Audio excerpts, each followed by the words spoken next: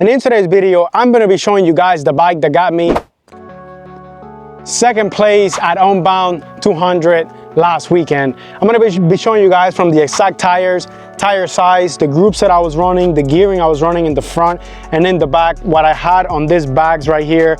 So let's get into it.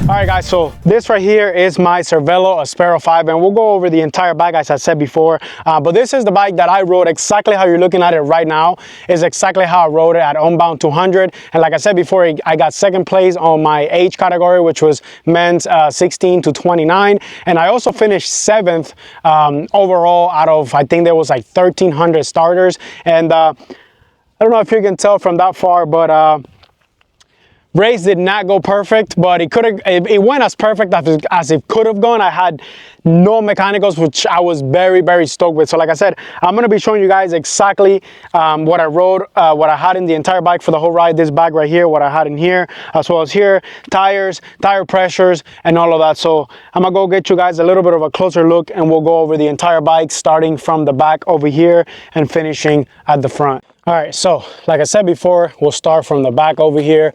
And I guess we can start with the tires. So this is what I was running. These are the S-Works Pathfinder. Now these are size 42, but when they're on this reserve wheels, so this is a reserve 44.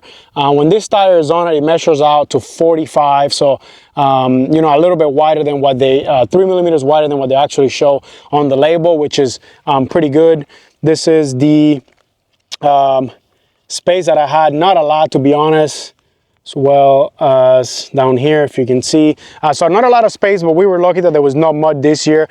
There was a little bit of mud, not very long, just some spots, and I had no issues with mud clogging or anything like that, but we were very lucky, no mud, so that's why I kept the S-Works Pathfinder, which like I said, blowout 245. I have SRAM 4s on this bike, front and rear, with the Quarks power meter. And then on the back, I was running the 10 to 44 cassette, which is what came on the bike when I bought it. Now for here in Florida, I don't run this 1044. I actually run a 10 to 30th, and then I put this on just before the race. I also bought a longer chain. This was a wax chain, of course, that I used just specifically for the race. Now, I did change the front chainring that came on this bike was 42, I want to say, and I changed it to a 48 long time ago. Like I said, I live in Florida, so there is no climbs here. So this was a must for here. And then, like I said, I took this off as soon as I got the bike and put a 10 to a 30th with a 48. That was absolutely perfect for here, for Florida. Had 2 bottle cages. This bike holds another bottle cage right here at the bottom. I did not run that. And then so let's talk about the actual pedal. So I got a Quarks power meter on this bike. These were the shoes that I run for the race. These are the Shimano RX8. No issues with them at all. I've been running these since even before I got the bike for mountain biking and stuff, so no issues with that. And then the pedals that I ran were the X-Track Race. These are the carbon fiber and titanium pedals. Absolutely love these, super smooth. And then this is the stock carbon fiber C-post that came on the bike. This is also the Pro Logo NDR saddle that came with the bike. I ran this saddle bag. I also had a light here. And then I'll show you guys what I had inside this saddle bag. So this saddle bag right here was my first. So if I had any mechanicals as far as a blowout or a tire, this was gonna be what I went straight into. And what I had in here was, so right here, there's tire plugs, there's CO2 ready to go. There's a tube right in the middle, a tire lever, and another CO2 as well. So this was gonna be my first go-to if I had anything mechanical related to tires. So now let's move a little bit further into the bike. Now let's see. On this bike, I think I took some of the stuff out, but I have this multi-tool, which, I have this multi-tool, which also has, you know, a chain breaker and pretty much all the sizes that I needed. Now, in here, I also had some nutrition because it was, so I put the multi-tool all the way forward. I also had some nutrition here just because it's so accessible, like right here. I also had some chain lube that I was planning to put on the bike as I was riding if I needed to. I tried, but I was not able to. If you did the race, you know how rough it was. So it was very hard to get, you know, to put in a chain loop while I was riding. As far as my computer, I was running the Garmin 1040, which was solar. That was amazing. Like, I bought that computer just for this race. I started with like 92% battery. Sorry, 98% battery, and when I finished, I was still at like 80% for 10.5 hours that it took me to do the race.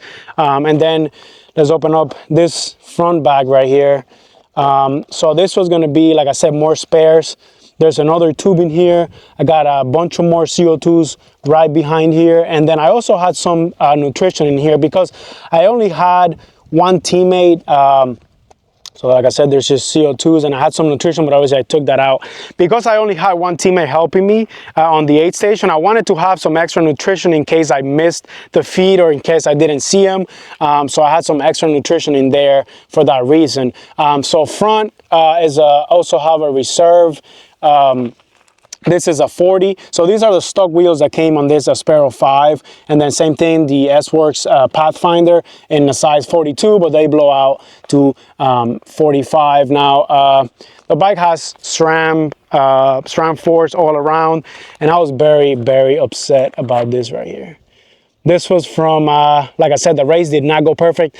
I'll link a video. I'll put it right here in the corner so you guys can go see it. And I'll put it in the description down below as well, where I talked about a little bit about how the race went and things like that. But I did had a little bit of a crash coming out of the first aid station on the road. It was very, very unfortunate, but yeah, that's pretty much it. If you guys want to know anything specific, go down in the comments, let me know. I'll answer any questions for you. So like I said, the bike is just SRAM force all around. You can see I scratched the crap out of that on the crash, but everything else was pretty good. I had a hydration pack on me, and then I had another hydration pack that I picked up at both stations, 8 stations. So yeah, that is pretty much it, guys. Hope you guys enjoyed the video. If you did, smash the like button. If you want to know anything specific about the race, the actual nutrition that I did, the training that I did leading up to the race, I can definitely make another video about that. But that is pretty much it for as far as the bike setup that I ran at Unbound. And luckily, I did not have to use any of these stuff. Like I said, I did not have a mechanical.